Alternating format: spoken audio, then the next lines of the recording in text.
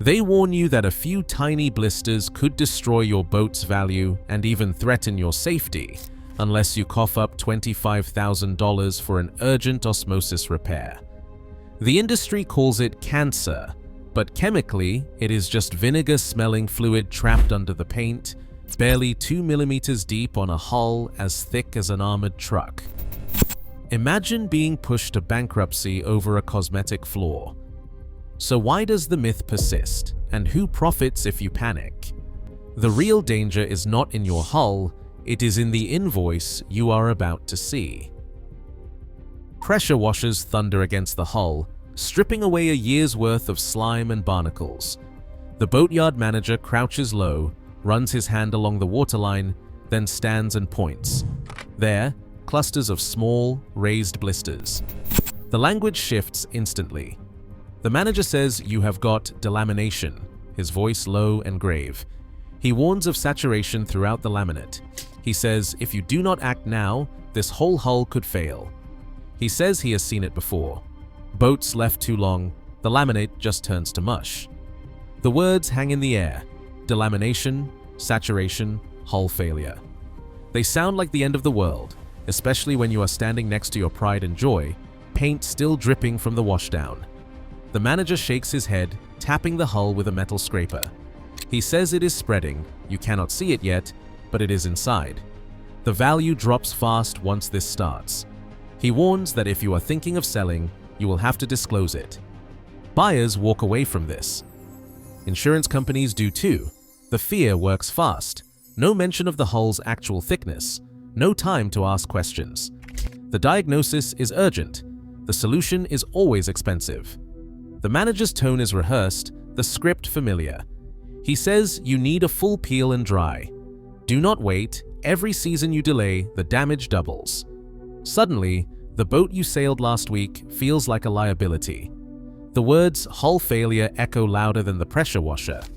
You imagine the cost, the months on land, the possibility that your boat is now worthless. The only thing more threatening than the blisters is the sense that you are about to lose everything you invested. The panic sets in. It is not about science, it is about fear, urgency, and the price of not acting fast. A clipboard appears, and with it the number that haunts every boat owner, $25,000. That is the price for a full osmosis repair, the number you will hear in boatyards from Annapolis to Auckland. It is not a suggestion. It is an ultimatum delivered with the confidence of someone quoting the law of gravity. The invoice covers the peel, the dry out, the barrier coat, and the privilege of leaving your boat on stands for half a year while the meter says it is still not dry enough.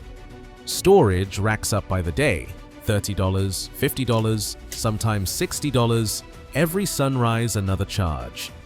The meter keeps beeping, the manager keeps shaking his head, and the number on the bill keeps growing. There is no negotiation. The price is fixed whether you have a handful of pea-sized blisters or a constellation of them. The fear is the same: pay up or risk losing the boat, the insurance, the resale. Yards love to remind you that a blistered hull is radioactive on the market.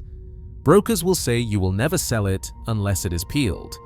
But here is what gets buried under the paperwork. I have seen boats with 1,000 blisters cross the Atlantic and come back for more. The hull did not fail. The owner did not drown.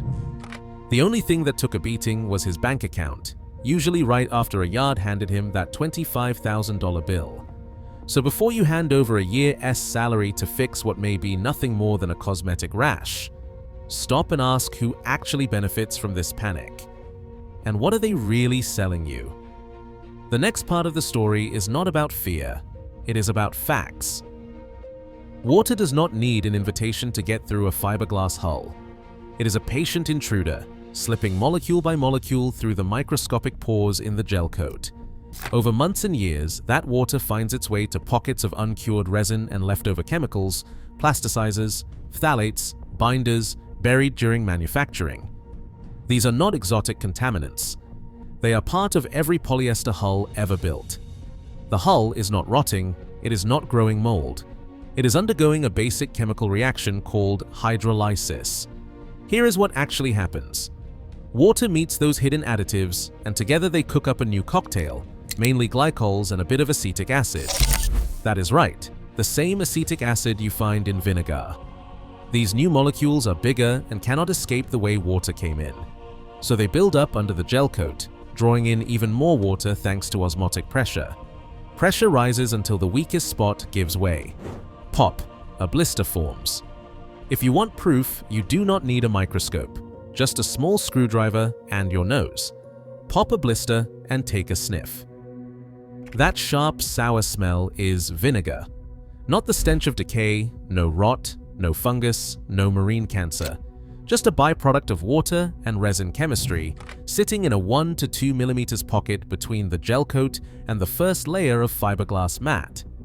Meanwhile, the real muscle of the hull, the woven roving and the thick structural laminate, sits untouched, often 20 to 25 mm thick.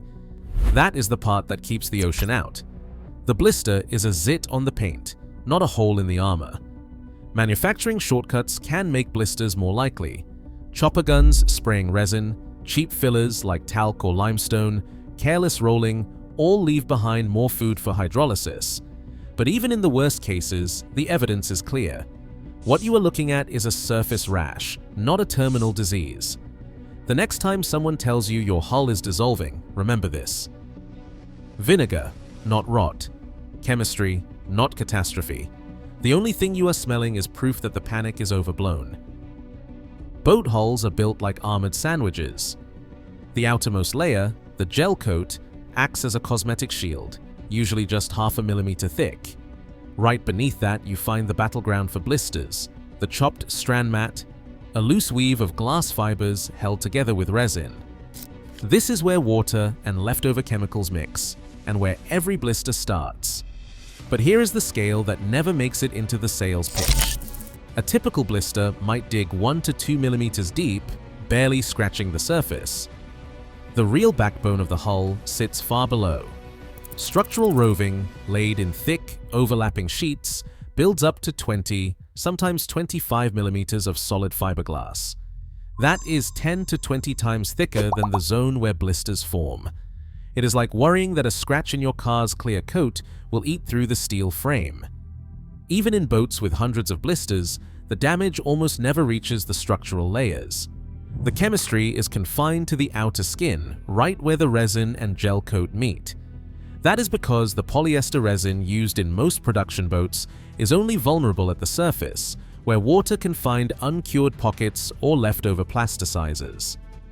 Deeper in, the laminate is too dense and the resin too cross-linked for water to do much harm. You can grind away the gel coat and still find glass that is as hard as the day it left the mold.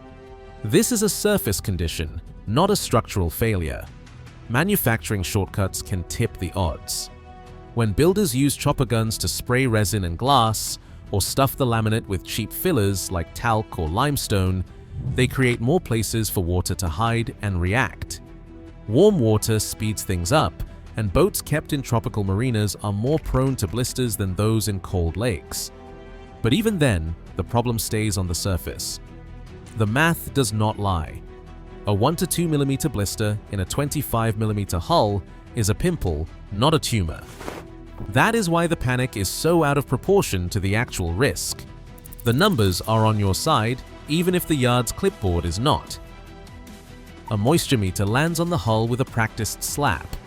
The digital display lights up, the needle jumps, and the familiar beep sounds out, high moisture. The yard manager looks satisfied, but here is where the story gets interesting. That same meter, the one that supposedly diagnoses the hidden cancer in your boat, cannot actually tell the difference between water and anything else that conducts electricity. It is not reading water, it is reading the dielectric constant, how well something can carry an electric field. Water reads high, yes, but so does your own skin. Press the meter against a dry hand. The reading leaps, the alarm sounds, and suddenly your palm is as wet as the hull. No water, no blisters, just normal human skin. The device is fooled by anything with ions or even a bit of sweat. It does not matter if the hull is bone dry or soaked, If something conductive is nearby, the meter will scream. Copper in the bottom paint, a metal tank inside the hull, even a damp rag in the bilge can trigger a false positive. Manufacturers quietly admit this in the back pages of their manuals. The meter is a blunt tool, not a surgical instrument. It cannot see into the laminate, cannot measure only water, and it cannot tell you if your boat is in danger. In practice, it is a random number generator dressed up as science. The only thing it is good at is making owners nervous and making the yard sales pitch sound like gospel. Copper anti-fouling paint turns the moisture meter into a circus. Lay the meter on a patch of copper-based bottom paint and watch the reading spike into the red, even if the hull beneath is bone dry. The meter is not detecting water, it is picking up the metal pigment that is supposed to keep barnacles away. Manufacturers admit this in the fine print, but you will never hear it on the sales floor. Move the meter a few feet and land it above a stainless steel water tank or anywhere near a metal through hull fitting.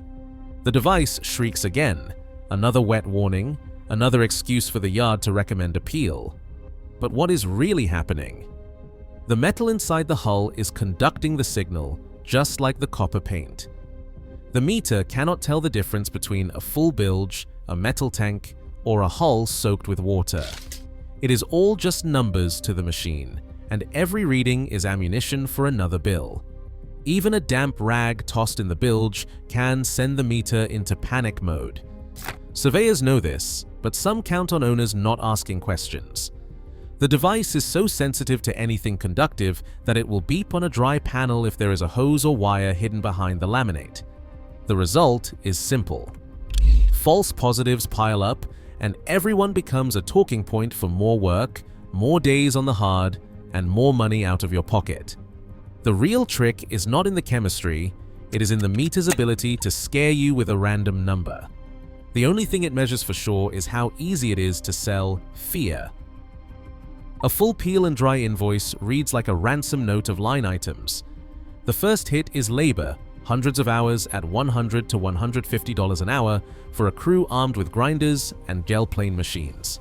Stripping the gel coat takes days, sometimes weeks, but the clock does not stop. Every hour on the hard is billable. Materials come next. Barrels of epoxy resin, fairing compounds, and barrier coat additives show up on the list. The yard buys resin for $50 a gallon, marks it up to $150 a gallon, and tells you it is a proprietary blend. For a 40-foot boat, that is 50 to 70 gallons, several $1,000s before anyone even starts sanding.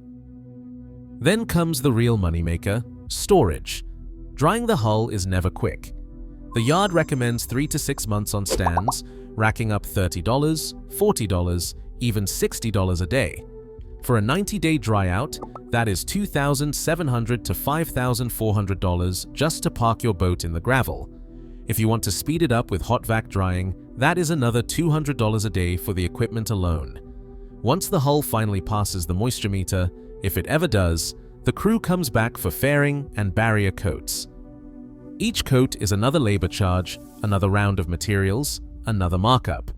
The grand total, $25,000 to $30,000, is standard for a 35 to 45-foot boat.